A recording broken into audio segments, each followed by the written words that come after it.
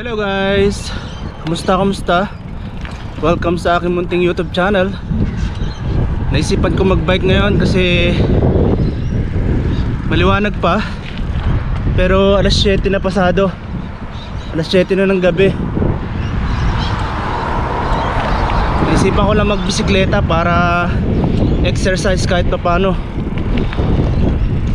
Yan, 7:06 na. Pero tingnan nyo naman yung sikat ng araw, napakataas pa.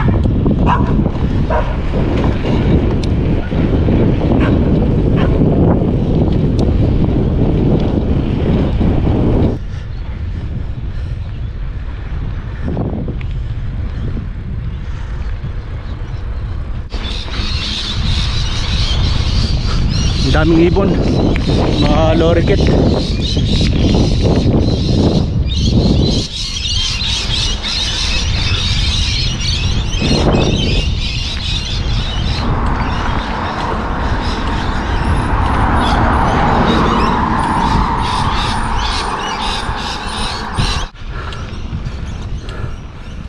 May dalawang parrot doon sa linya ng kuryente, oh.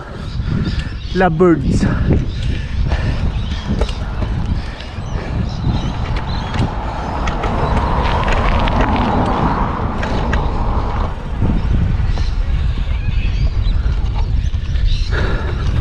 So dito ako ngayon sa Oxley Street. Doon ako pupunta sa Sports Center, sa Saxby Stadium, kung saan ako naglalaro ng shooting basketball nung nakaraan. Ikot ako dun sa may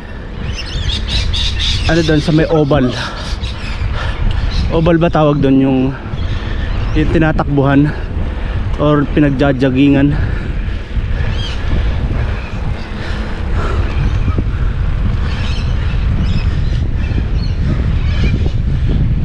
Wala na masyadong tao sa labas kasi gabi na. Makikita mo na lang dito madalas yung mga sasakyan, mga bumabiyahe.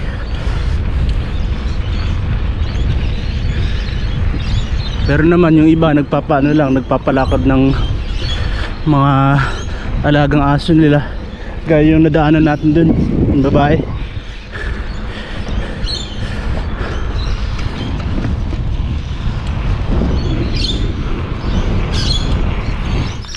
Maraming tao ngayon dito, ah. May mga bata, para mga ano yata itong mga to, mga tawag dyan,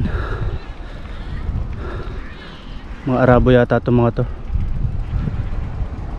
O mga Arabo nga ata. Last time na pumunta ako dito, nung nag-shooting ako, wala masyadong tao. Tapos may naglalaro din sa basketball court.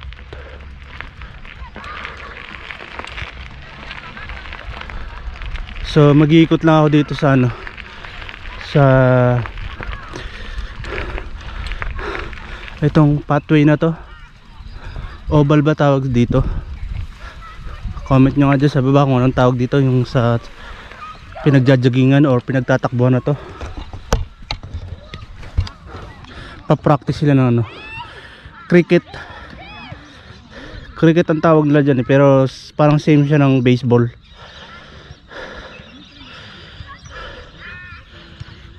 And guys, mag-uumpisa akong umikot dito sa area. Tingnan natin kung makakailang ikot ako, kasi malawak-lawak din tong area na to. At ang oras na is 7:14. So tingnan natin kung makakailang minuto tayo sa pag-ikot.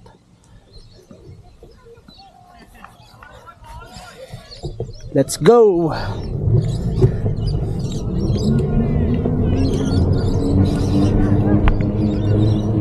Mga Arabic nga yata itong mga to.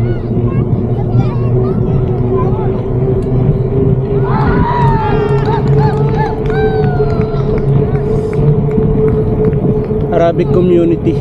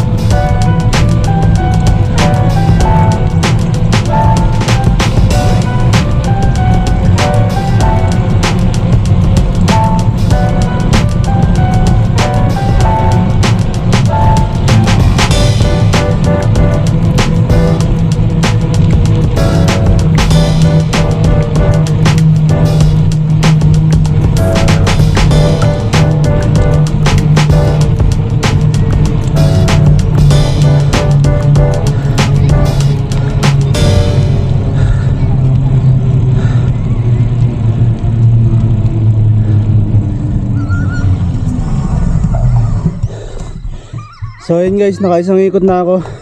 Pagod kagad. Tapos 7:18, so 4 minutes isang ikot. Bali nakaano pala ako sa yung gear ko is nasa pinakamalaking plato, yung sa harapan. Tapos yung sa sprocket nasa pang-apat ako na pinakamaliit. Bali naka 9 speed nga pala tong bisikleta, so yun, medyo mabigat sa ipidal ng konti, pero okay naman, kaya naman. Yun nga lang, pagod talaga. So iikot ulit ako isang beses.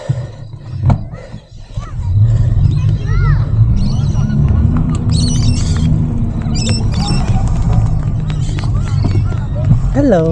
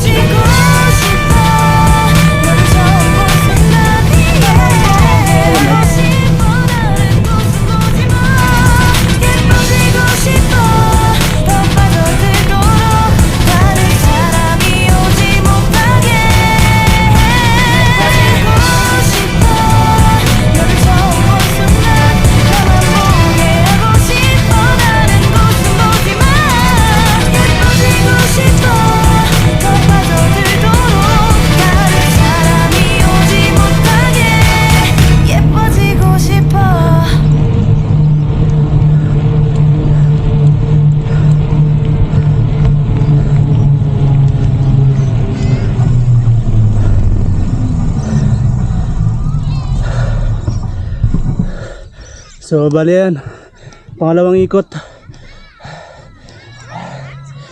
7:22. Bali nagbagal ako dito kanina sa bungad kasi ang daming mga bata. Tapos doon sa kabilang side, doon may nag-pick up kanina ng bola, kaya Nagbagal din ako kasi tatawid. Pagod. Wala pa naman akong dalang tubig na inumin. Nakalimutan ko na naman magdala. Pero okay lang. So bale, ito yung pangatlong ikot ko guys. Medyo binagalang ko na lang kasi madaling makapagod kapag binibilisan ko. And yung binabaan ko na konti yung gear. Binaba ko sa pangalawang plato yung sa harap na gear. Pero yung sa sprocket nandun pa rin siya sa pinaka pang-apat. Pero hindi na siya ganun kabigat yung pedal. And medyo nagbagal din ako kasi mabilis nga makapagod. And wala rin akong dalang tubig, so kailangan control lang sa takbo. Bukod sa tubig na inumin, nakalimutan ko rin palang dalhin yung earbuds para sana makapag music habang nagbibisikleta. Hindi ko na rin naalala kasi biglaan ko lang din naisipan na magbike kasi nga medyo maliwanag pa, pero alas 7 na ng gabi kanina. So naisipan ko lang magbike para ito na yung pinaka exercise ko.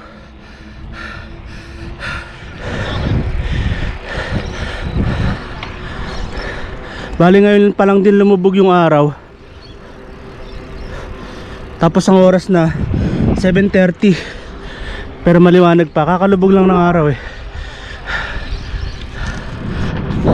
So bali ito yung pang-apat na ikot ko dito guys.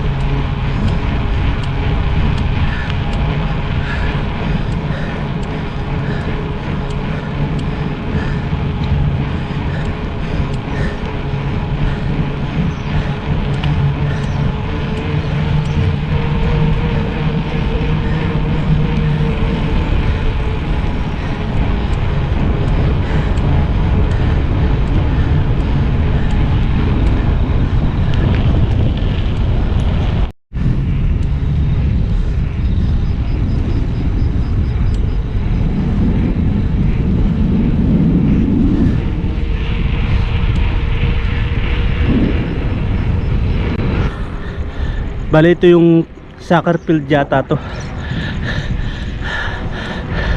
Tapos yung sa kabila parang soccer field din siya eh. Pero meron kasi sa kabilang side niya parang ano din, may base din doon sa gilid. Ah hindi, nakapa ano lang, parang naka ano lang doon, naka-stack lang doon. Pero ito talaga yung pinaka base ito.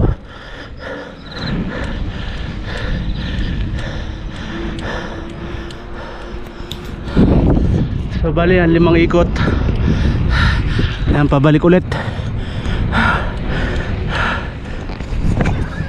So natapos na sila maglaro. Magsisiuwi na rin yung mga yan. Kasi ang oras na is 7:41. So malapit na mag alas 8. And padilim na rin talaga. Ikot na lang siguro ng mga isang beses para baka uwi na rin ako.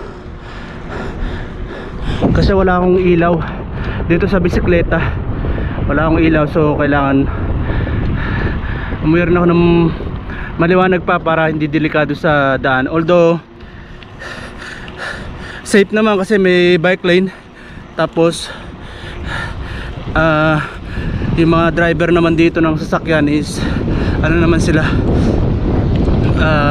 tawag dito, disiplinado. Kapag may nakita silang mga nakabisikleta, kundi sila magbabagal, iwasan kanila talaga. Pag wala silang kasalubong sa kabilang side, ano, kakainin nila yung kabilang lane para umiwas lang sa'yo. Yun.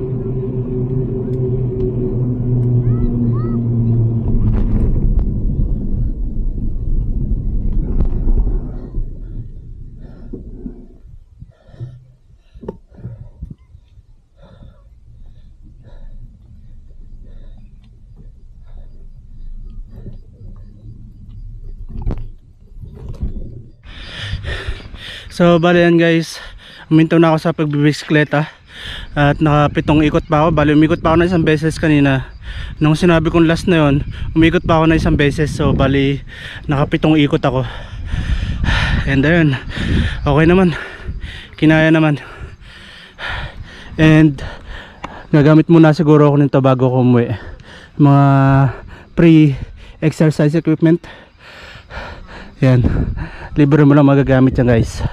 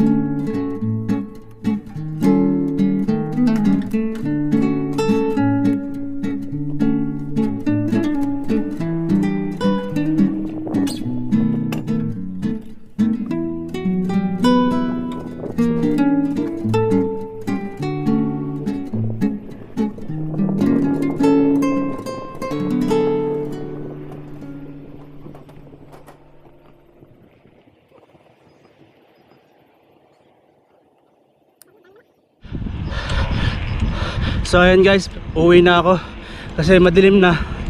And dito ako dadaan sa main road para kahit papano may street light, maliwanag.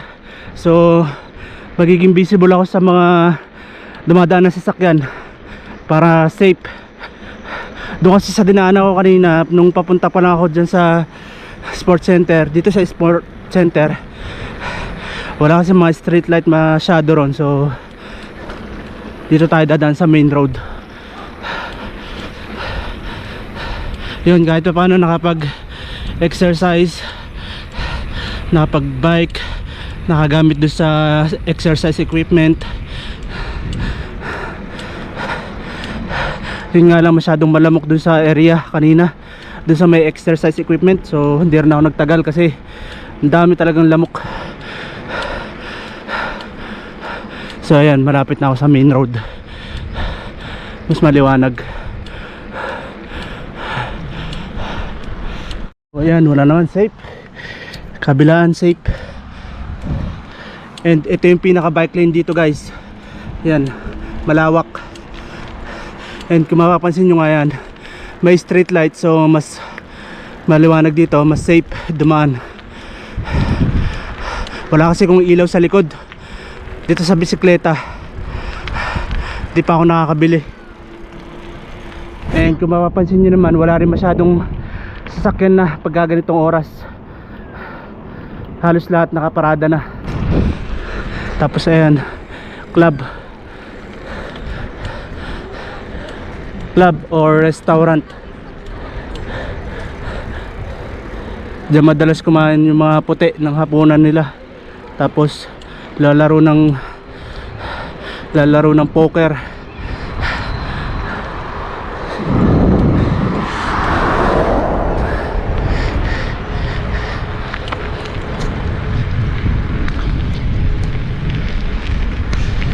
Ayun nga pala yung recycling battle machine, yung may ilaw na yun.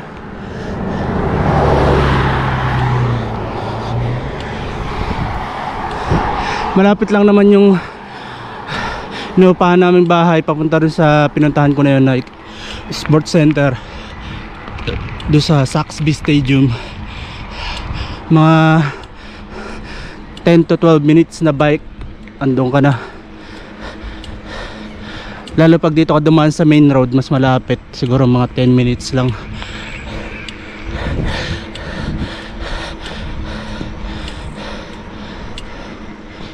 So ayan, madilim na talaga sa video.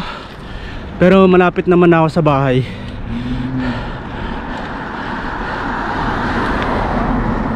Konting padjak na lang. And ayun, hingal pa rin. Ramdam yung pagod.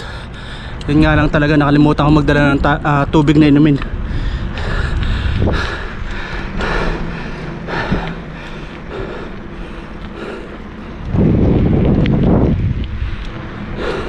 So dito na yun sa amin, malapit na. Paglagpas ng poste na yan, may ilaw na yan.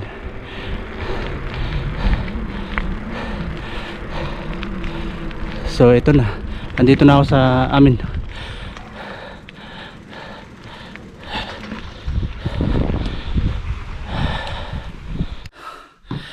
So ayan, nandito na ako sa loob ng bahay. And ayun, nangati talaga ako dun sa sa paggamit dun sa exercise equipment. Ang lamok. So magpapahid na lang ako ng alcohol para matanggal yung kate. And naman ako ng tubig. Yan, tubig inumin.